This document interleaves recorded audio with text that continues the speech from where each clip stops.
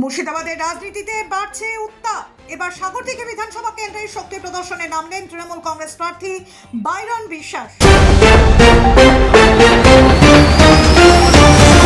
আজ তার নেতৃত্বে প্রায় 4000 মোটর বাইক নিয়ে এক বিশাল র্যালি ঘুরে বেড়ালো সাগরদিঘির বিভিন্ন এলাকা। রাস্তা জুড়ে ছিল সমর্থকদের ঢল আর চারদিকে সবুজ পতাকার সমারোহ। র্যালি চলাকালীন রাস্তার ধারে ভিড় জমান স্থানীয় মানুষজন, অনেকেই ফুলের মালা হাতে দাঁড়িয়ে প্রার্থীকে স্বাগত জানান। একাধিক জায়গায় দেখা যায় উচ্ছ্বাসে ফেটে পড়ছে জনতা। স্লোগানে মুখর হয়ে ওঠে এলাকা, বাইরন জিতবে, আয়রন জিতবে। সব মিলিয়ে নির্বাচনের আগে এই র্যালি যে রাজনৈতিক বার্তা দিল তা নিয়ে জোর চর্চা শুরু হয়েছে এলাকায়। সাগরদিঘি থেকে মুন্তাকিম শেখের রিপোর্ট, এন বাংলা নিউজ। সবার আগে, সবার পাশে।